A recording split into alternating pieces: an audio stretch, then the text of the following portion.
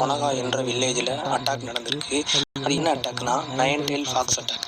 Nine tail fox அட்டாக்னா 9 வால் கொண்ட நரி. அப்போது அந்த நைன் டெயில் ஃபாக்ஸை யார் அடக்கிறாருன்னா ஃபோர்த் ஹொக்காகே. ஹொக்காகேனா அந்த நாட்டோட தலைவர். அந்த ஊரில் அப்படி எத்தனை 4 ஹொக்காகே இருக்காங்க. ஃபர்ஸ்ட் ஹாசிராமா செஞ்சு, செகண்ட் டோபிராமா செஞ்சு, தேர்ட் ஹிருசன் சரடோபி, ஃபோர்த் மினட்டோ நாமிகாசே. இப்போ ஹொக்காகேனா உங்களுக்கு என்னன்னு புரிஞ்சிருக்குன்னு நினைக்கிறேன். அந்த நாட்டோட தலைவர். அந்த ஃபோர்த் ஹொக்காகே தான் அந்த நைன் டெயில் ஃபாக்ஸை அடக்கிறாரு. அந்த நைன் டெயில் ஃபாக்ஸை அடக்கிற அன்னைக்கு தான் நருட்டோ உசுமாக்கியும் பிறக்கிறாரு.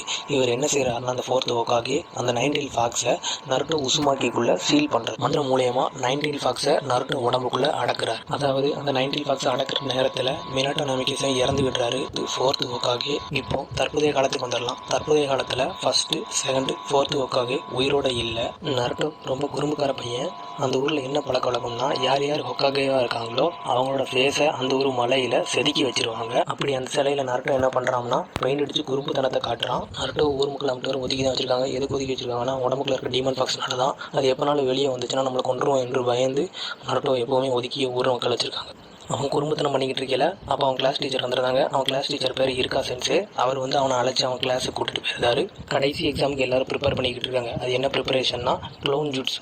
க்ளோன் ஜுட்ஸுனா ஜுட்ஸு என்னன்னா மந்திரம். க்ளோன் ஜுட்ஸுனா தன்னை மாதிரியே உருவாக்கணும். அவனை மாதிரியே ஒரு மனிதனை உருவாக்குறது தான் க்ளோன் ஜுட்ஸு. கிளாஸில் இருக்க எல்லாருமே க்ளோன் ஜுட்ஸுவை கரெக்டாக பண்ணுறாங்க நருட்டோவை தவிர. ஆனால் அந்த க்ளோன் ஜுட்ஸுவை கரெக்டாக பண்ணால் மட்டும்தான் நிஞ்சாவாக மாற முடியும். அந்த க்ளோன் ஜுட்ஸு பண்ணால் மட்டும்தான் அவரால் நிஞ்சா பேட்ச் வாங்க முடியும். அதே மாதிரி அடுத்த நாள் எக்ஸாம் நடக்கு. அந்த எக்ஸாமில் நருட்டோவும் தப்பாக பண்ணுறாரு. அதனால் அவர் டிஸ்குவாலிஃபைடு பண்ணப்படுறாரு. அதன் பிறகு நருட்டோவோட கிளாஸ் டீச்சர் இருக்கா சென்சே நண்பர் மிசுகி சென்சே அவர் நருட்டோவிடம் சொல்கிறாரு, சீக்ரெட் ஸ்க்ரால்னு ஒன்று இருக்குது. அதை மட்டும் நீ எடுத்தீங்கன்னா அதில் பெரிய பெரிய ஜுட்ஸு இருக்கும். அதில் உள்ள நீ ஒரு ஜுட்ஸோ கற்றுக்கிட்டீங்கன்னா உனக்கு நிஞ்சா பேட்ச் கிடச்சுன்னு அவர் சொல்கிறாரு. சீக்ரெட் ஸ்க்ரால் என்பது தடை செய்யப்பட்டது. அது யாரும் எடுக்கக்கூடாது. அது தெரியாமல் நருட்டோ அந்த சீக்ரெட் ஸ்க்ராலை எடுத்து சென்று விடுகிறார். இது தேர்டு ஹொக்காகேக்கு தெரிய வருகிறது. அவர் நருட்டோவை பிடித்துவார்கள் என்று சொல்கிறார். இருக்கா சென்சே நருட்டோவை பார்த்து விடுகிறார். நருட்டோ இருக்கா சென்சே பார்த்த பிறகு, சென்சே நான் உங்களுக்கு ஒரு ஜுட்ஸு செஞ்சு காட்டுகிறேன். நான் செஞ்சு காட்டினால் எனக்கு வந்து நிஞ்சா பேட்ச் தருகிறா என்று கேட்கிறான். இருக்கா சென்சே கேட்கிறார், உனக்கு இது யார் சொன்னா என்று கேட்ட பிறகு நருட்டோ சொல்கிறான், இது எனக்கு மிசுகி சென்சே தான் சொன்னார். மிசுகி சென்சே திருடுவதைக்காண்டி நருட்டோ மேலே பழியப்படுவதை இருக்கா சென்சே கண்டுபிடிக்கிறார்.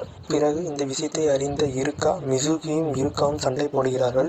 நருட்டோவை இருக்கா சென்சே ஓட சொல்கிறார். அதற்கு பிறகு மிசுகி இருக்காவிடம் கேட்கிறார், எதற்கு அந்த டீமான் ஃபாக்ஸ்காண்டி சண்டை போடுகிறார் என்று கேட்கிறார். அதற்கு இருக்கா சொல்கிறார், உனக்கு டீமான் ஃபாக்ஸாகத்தான் தெரியும், அவனை எனக்கு நருட்டோ உசுமாக்கியாக தெரியும் என்று கூறுகிறார். அவனை எனக்கு நல்ல பையனாகத்தான் எனக்கு தெரியும். பின்பு மிசுகி இருக்காமல் கத்தியை வீசுகிறார். பிறகு நருட்டோ மிசுகியை தாக்க ஆரம்பிக்கிறான். எனக்கு தெரிஞ்ச ஜுட்ஸுவை நான் காட்டுகிறேன் என்று நருட்டோ கூறுகிறான்.